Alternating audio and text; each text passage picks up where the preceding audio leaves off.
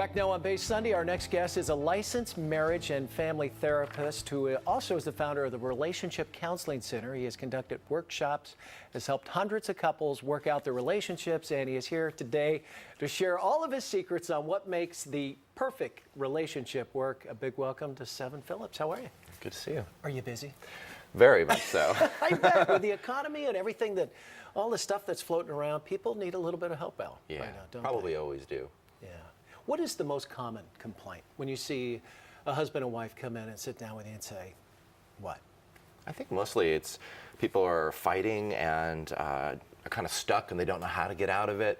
A lot of it's not very large stuff. It feels like on the surface as the daily stuff of fighting over the dishes or fighting over this, but what I think couples counseling really helps people do is get in touch with what's really going on. Because I think most of us didn't get the handbook. You know, our parents didn't hand it to us saying, here. Is there really one, though? No, I don't think there is. Know? I'm not sure my parents would want to write a handbook, but... How do I do relationship? And, you know, what's a way to do it successfully or as best we can? I mean, perfection probably isn't achievable, but there's a lot of skills I think we don't get when we're growing up that we kind of need. Yeah, it takes time, doesn't it? A good marriage kind of evolves. It's like a good wine, you know. It takes some aging and it takes some skill and it takes some sticking to it as well.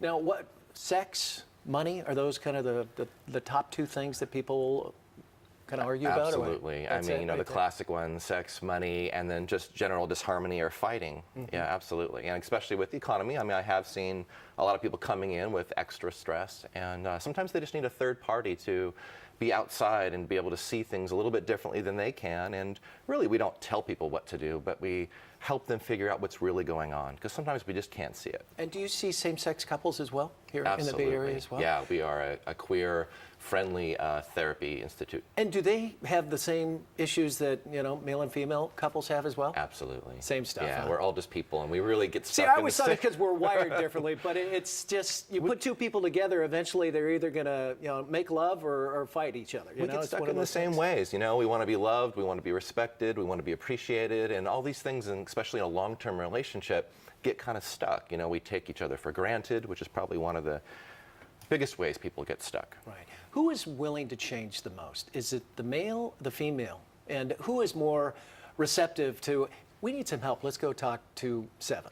You know, it's interesting. I do get more calls from the women in the relationship, but once you get the guys in there, they open up like no a book. Tomorrow. And maybe it's because I'm a male therapist and they feel comfortable. But I really think guys are really the same as women, essentially, but they sometimes need a little extra permission to kind of open up. But I mean, you know, they're suffering along with the woman in the same relationship in the same ways. Well, what's the best piece of advice you give a couple that's, you know, been married 10 years, they're probably got a couple of kids and trying to make ends meet, and things start to get a little edgy, and you say to them, what, take a deep breath, spend some time together? A little more than that. Go on vacation? I would say all those things are great, but the one I said about taking each other for granted is probably one of the biggest ones for long-term relationships. You think about it, you have kids, you work, and oftentimes when we get in a marriage, we believe that nothing's going to change. We're here for the long haul. And what we start doing, just like a plant, we stop watering our plant because we think we're going to be there and we're going to be strong. But everything needs to be watered. Everything needs to be nourished. And so what I would tell those couples is take the time once a week to appreciate your wife, your husband, your partner, and just do it. The simplest things. Just a little stroke. All the time. Yeah. And also take the time to spend time together. Because I know when we get busy in the daily life with kids, we put aside our romantic relationship, but that thing needs to be kindled just as much. So true. I think, excuse me, when you're young, you just want attention. When you're old, you just want someone's time. And when you get older and somewhere in between, you're too busy to do both.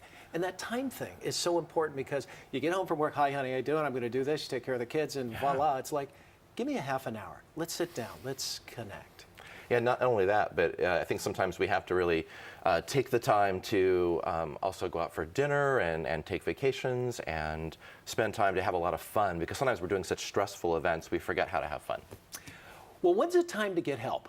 How do you know you need help? When you're ready to go at each other, or and some people think it's a sign of failure. It's like, oh my God, we got to go see a therapist. What's the deal with that? It's the number one myth why people don't come, I believe. They come in and they say like, oh, it means that something's really wrong. And I think essentially your relationship doesn't have to be in crisis to come in.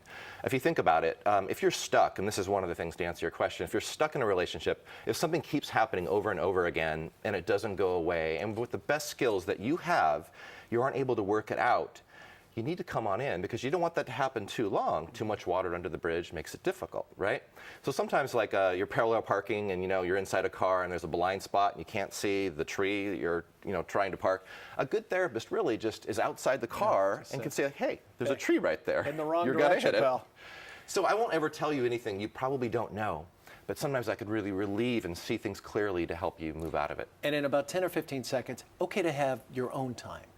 Your marriage it's part of your life. It's not your whole life. You got to do some other things too, right? Yeah. Balance is one thing I think people always don't do that well. And I mean, having your own personal friendships outside of the marriage, you ever have this happen with single people, or like, whatever happened to our friend? They're gone. They're in a relationship. Right. Well, it's really important to keep, not only our bodies and working out, but like our friendships and our family time, and really balance it out to be happy, because that outside energy you bring back into the marriage.